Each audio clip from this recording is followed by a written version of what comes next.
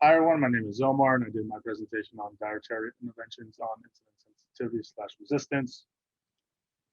So brief overview, I first go over insulin, the importance of insulin sensitivity, the pathophysiology of insulin resistance, metabolic syndrome, and type 2 diabetes as a result in prolonged insulin resistance, some tests that indicate insulin sensitivity, some dietary interventions on insulin sensitivity, some trends that I found looking at those studies of those dietary interventions, and conclusions and implications of what I just went over.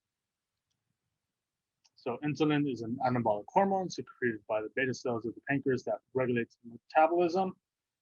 Higher blood glucose promotes the release of insulin by the beta cells, which then promotes glucose uptake to the cell when blood glucose levels are high, resulting in reduced blood sugar, circulating blood sugar. Insulin acts as a key. It binds to the insulin receptor on a cell, which allows glucose to enter the cell through a glucose channel. Insulin sensitivity refers to the body's cell response to insulin. Higher insulin sensitivity allows more effective uptake to glucose, reducing and circulating blood glucose. I'm going to be using insulin sensitivity and insulin resistance kind of interchangeably here, but they tend to mean the same thing. Lower sensitivity means higher resistance, higher insulin resistance. High insulin sensitivity means low insulin resistance. When insulin sensitivity decreases in the body eventually won't produce enough insulin, leading to a diagnosis of type 2 diabetes that result in high blood glucose levels. This chart on your right helps illustrate what types of modulations of micronutrient compositions help without energy restrictions. If you want to become a bit more insulin sensitive without decreasing calories, you want to intake more monounsaturated fats, polyunsaturated fats, change body weight or fat mass, increase lean mass, exercise. Environment can have an influence. Your genetics, high fiber diets, lower glycemic index diets. This just puts everything together. If you want to be less insulin resistant, you want to stay away from trans fats, saturated fats, high protein diets, BCAAs, high glycemic index diets, animal protein diets. These are just suggestions that would help with the increasing insulin sensitivity. Insulin sensitivity tests that I am going to be looking over specifically are HbA1c tests and HOMA-IR tests. The pathophysiology of insulin resistance. So there are some signs and symptoms that could indicate an individual that could be insulin resistant. A waistline of 40 in men, over 40 in men, and 35 in women. Hypertension, elevated fasting blood glucose, elevated triglycerides, and decreased HDL.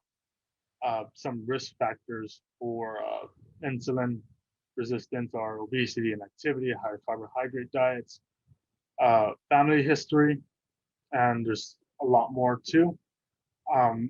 In this chart to my right, kind of helps illustrate how a positive caloric balance may lead to decreased insulin in production and increased blood glucose levels. So a positive calorie balance with pre-existing muscle insulin resistance tends to increase liver fat, since insulin is an anabolic hormone.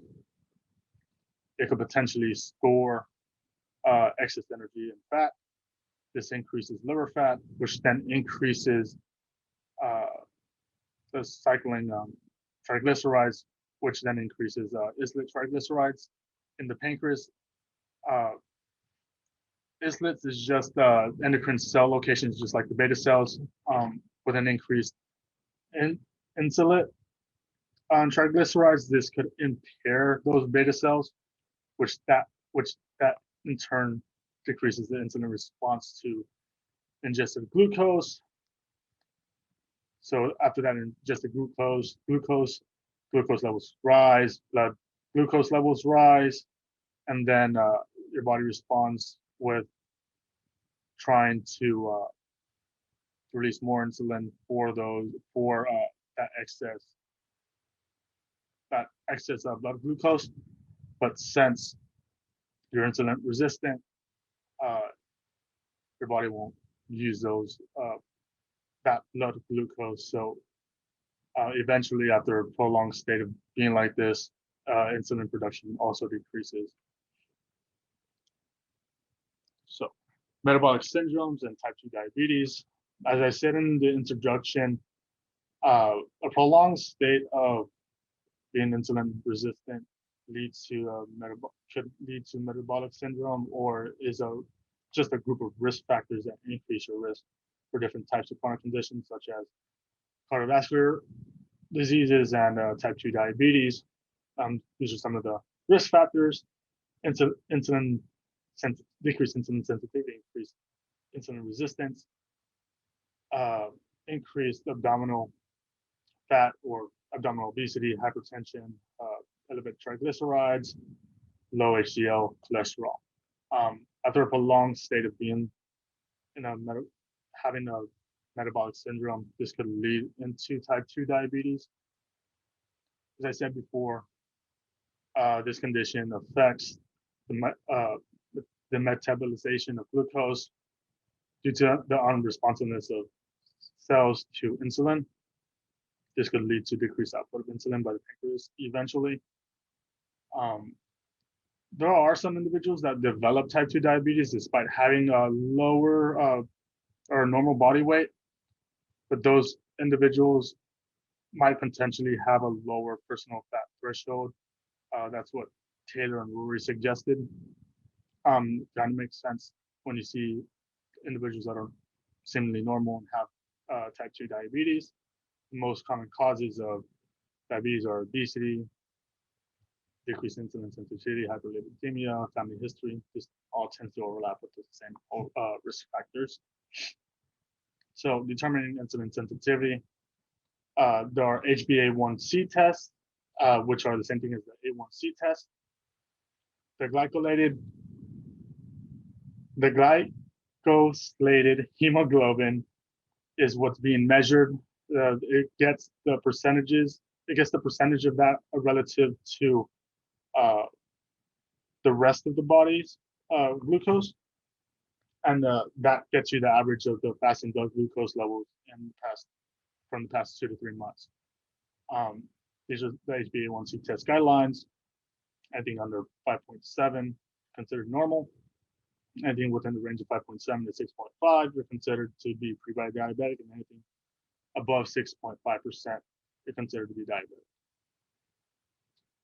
So here's the conversions if you want to see what it looks like compared to average blood sugar, comparing the percentages to the average blood sugar. So the next test I'm going to be looking at is the HOMA-IR test. This takes into account both insulin sensitivity from fasting glucose and insulin concentrations in the blood. This also can assess beta cell function. This in the chart to my right is a little bit different, but anything lower than a 1 on this HOMA-IR test indicates you're insulin sensitive. Anything greater than 1.9 indicates your insulin resistance and your borderline diabetes risk. Anything above 2.9, you're significantly insulin resistant. So these are the dietary interventions I'm going to be looking at. So these are the dietary interventions I'm going to be looking at: high carb, low fat, low carb, high fat, ketogenic diet, to the right of their respective macronutrient distributions. These do tend to change depending on where you're looking at, but this is what seems to be normal or the agreed upon ranges for each of these dietary interventions. And I also put just to compare the normal ranges of the macronutrient distribution.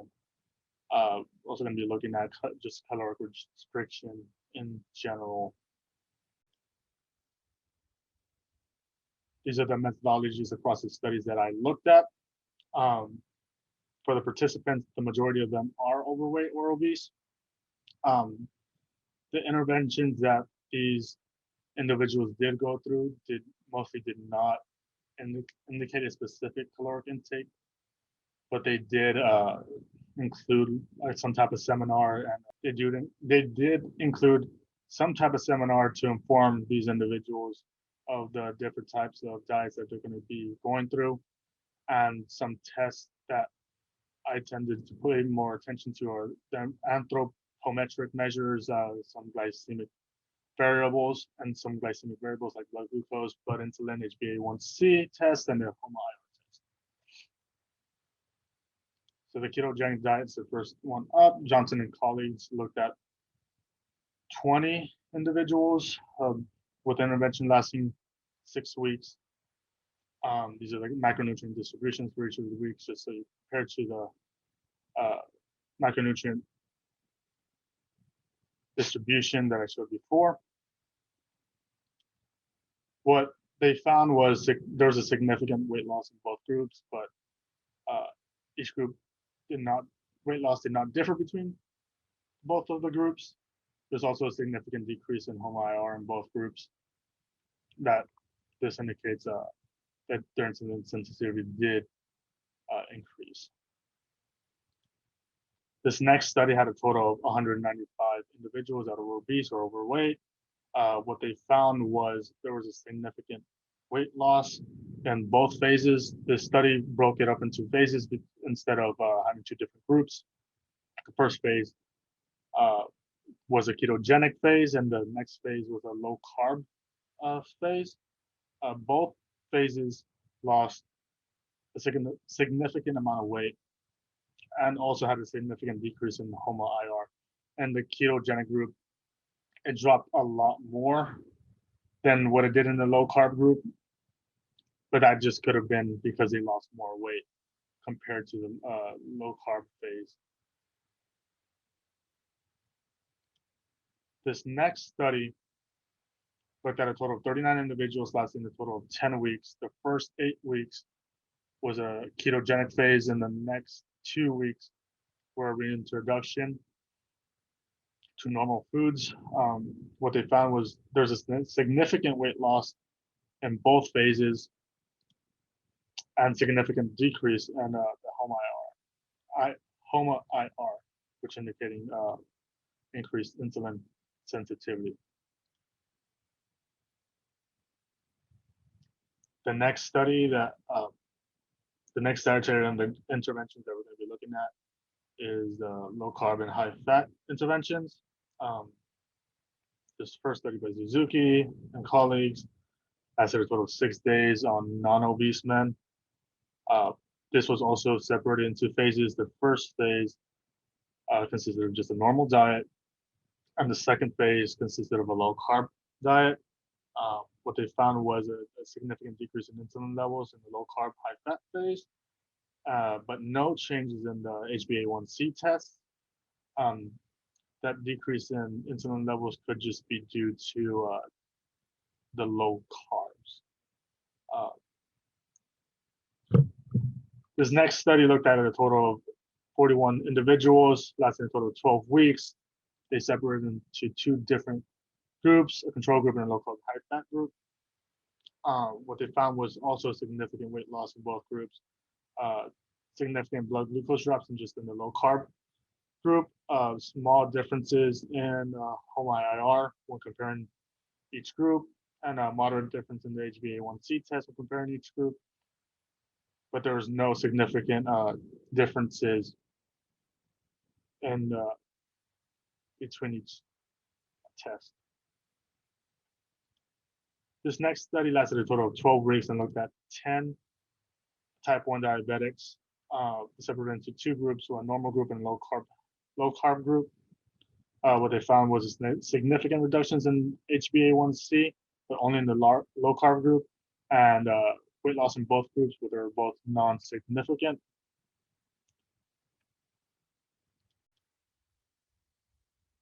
Next dietary intervention is a high carb, low fat diet on insulin resistance. The first study looked at a total of 46 individuals. That's in a total of 12 weeks, had them into two separate groups, a high carb, low fat, and a low carb, high fat groups. What they found was overall body composition measure, significant reductions in overall body composition measures. They also found non-significant reductions in HbA1c and HOMA-IR scores between the groups. This next study by Gardner et al. Looked at a total of 609 individuals, lasted a total of 12 months. They separated them into two groups, a high carb, low fat group and a low carb, high fat group. Their total energy intake did decrease in both groups through different time points. What they found was an average weight change of 5.3 kilograms and 6 kilograms in respectively for each group. Average fasting glucose dropped in both groups. This study did not look at HbA1c or the HOMA-IR test, but fasting glucose does kind of indicate glucose uptake. This study also measured the percentage of people that were in a metabolic syndrome state. In both groups, that also decreased. And this last study that I looked at lasted a total of 16 weeks, but this time for the high carb, low fat group, they looked at a strictly vegan diet compared to a normal diet. As you can see here, there's a reduction in caloric intake during the 16-week intervention. What they found was significant reductions in caloric intake, like I said before, in both groups. But this time there was only a significant decrease in weight for the vegan group, which is weird. There's also a significant decrease in the HOMA-IR, but also in the vegan group. This kind of doesn't make too much sense since both groups did have a significant reductions in caloric intake. But this is like the only study that the weight didn't change.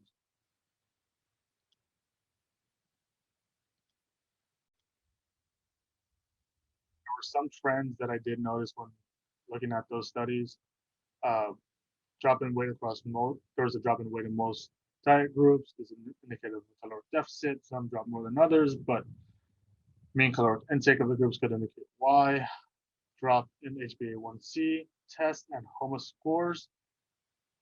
Some drop more than others.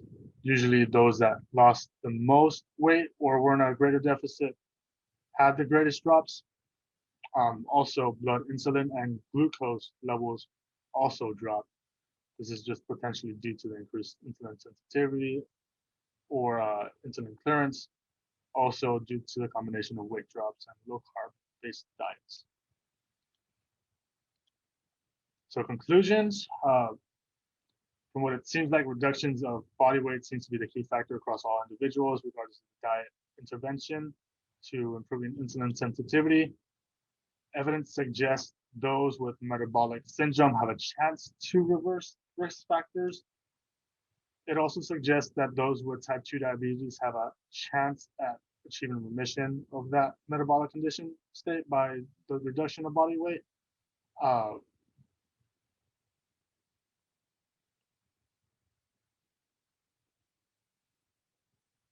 series of studies and reviews by Taylor showed this. A long-term study did show some non-responders. However, those non-responders did test with a high glucose and HbA1c than the responders. In that study, it's possible that those non-responders didn't lose enough weight. If you remember what I said before, some people have a lower fat threshold compared to others. That's why some people can store a lot more fat compared to others and not develop type 2 diabetes. There was a further study that got these individuals to lose weight for a longer period of time. This time it was a whole year. 68 of those individuals actually achieved remission. Uh, and in the bottom part over here, there's a further breakdown of that. Implications of diet interventions on insulin resistance. So it seems to me that weight loss is a key factor in this. Uh, those that adhere to exercise tend to see the benefits, uh, regardless of the choice of the diet intervention. And it also, while reviewing these studies, show that reversal and remission is possible of metabolic syndrome and type 2 diabetes.